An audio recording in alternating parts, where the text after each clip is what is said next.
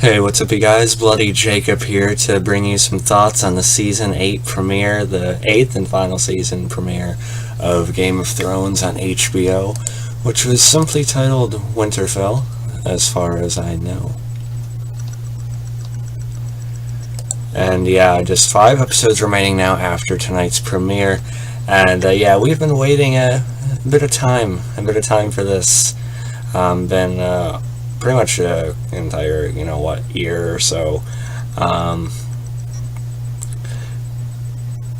Pretty much every post I would see on my Facebook feed would be, oh, watching Game of Thrones. So yeah, this premiere is a little bit relevant to tonight, I'd say, and I have to say it delivered for me.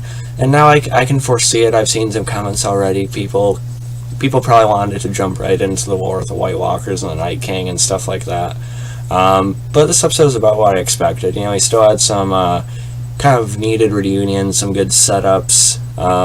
Jon Snow actually getting the revelation about his true lineage and such, his mother, Lyanna and such.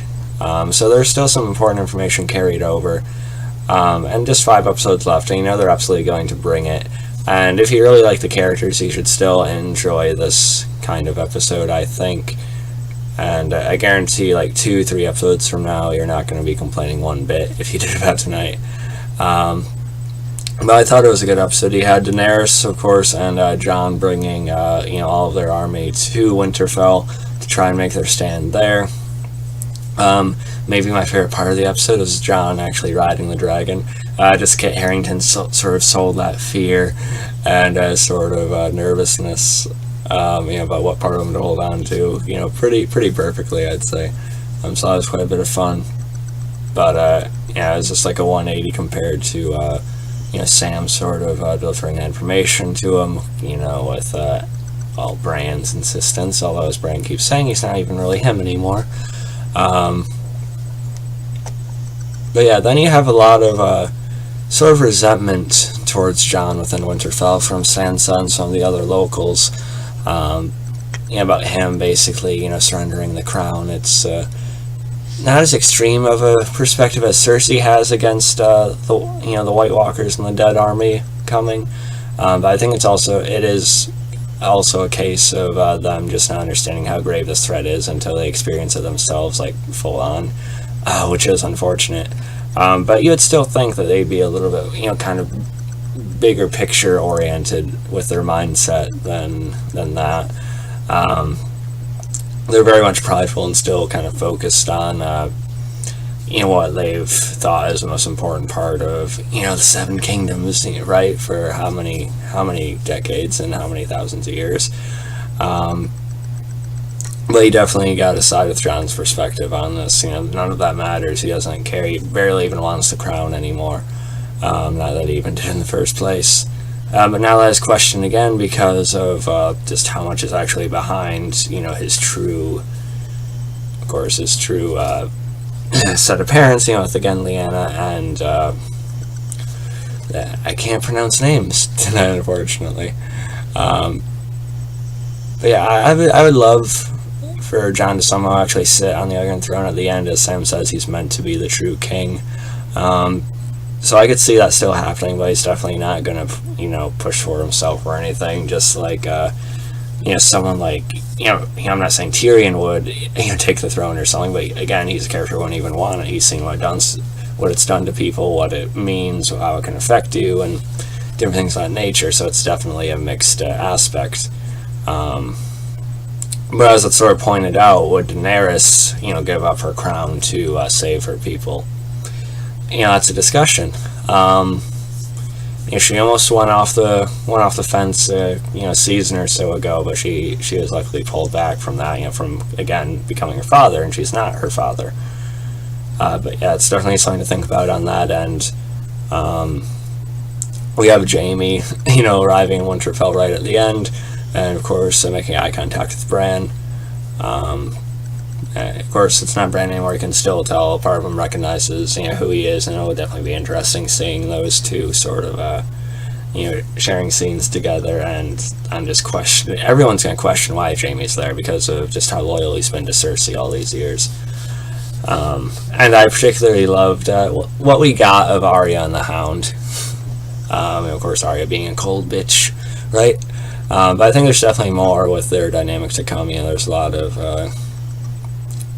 time to make up for. Like Lounge said, she left him for dead.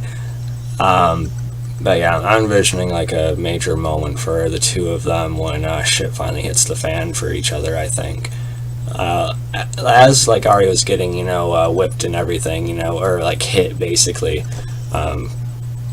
She obviously didn't want to kill the Hound anymore, but I just think there's still a lot of sort of mixed feelings between the two, which is understandable. A lot of love for the Arya and Jon reunion, though. That's one of the main things I was looking forward to all season, so I'm glad we got that. And I'm glad they didn't keep that revelation from Jon until like the last couple episodes or something. I'm glad it was brought about tonight. And you have Cersei accepting Euron into her chambers. So there's that.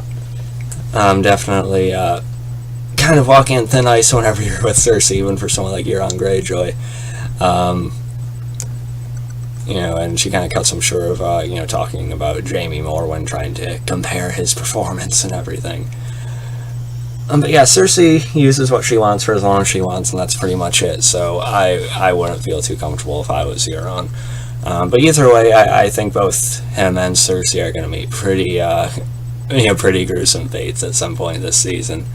But I absolutely still relish every moment we have with Cersei. Just Lena Headey just does such an amazing job, as does this entire cast. Like I said, this wasn't like the action, intensely packed episode that we're going to be getting, in a few weeks here. But it was definitely one that still had a lot of intricacies with it from all the performances, and one that I think was still important to set up and sort of just open the way for this major tale in the season. And we do see that Tormund's alive, as well as I forget the Brothers Without Banners and such, their leader and everything. Of course, they did survive the wall. I didn't think they were dead in the first place, because I think we would have seen their bodies or them like literally falling or something, but they are alive. We find out that the Night King and his army are between them and Winterfell at this point, but of course they're only mostly on foot anyway. So it'll be a ways yet, but they're gonna hit exactly when they don't want them to. We have that kid, of course, with that statement being sent from the Night King. Him turning and them burning it. And yeah, I said him at this point. So I don't want to see a bunch of articles on Facebook about how controversial that was, but it's probably coming anyway. But hey, I wore my Game of Thrones shirt tonight. I could use about 5 more of these, but I still think it's pretty cool. But yeah, so overall this is a good premiere. It's not going to compare to what we're actually getting this season, but I think you should just enjoy, again, those little character moments we got. There's also a conversation between Sansa and Tyrion. Basically Tyrion's still trying to think that maybe Cersei will actually send her armies north. In the back of Tyrion's side, I think he knows she won't, but I think he has like some, I don't know if I would say regret, but sort of longing for things to actually be alright between the two, because yeah, they've been in the rest of the family very divided, but part of him still kind of wants that peace, wants something to work out, with all of them, but that's not going to happen. Tyrion knows that.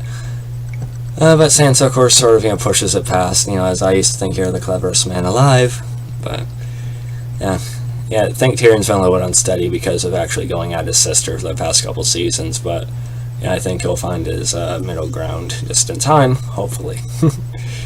But yeah, so overall good premiere. I'm giving it a 9 out of 10. I don't see any episode, being under that.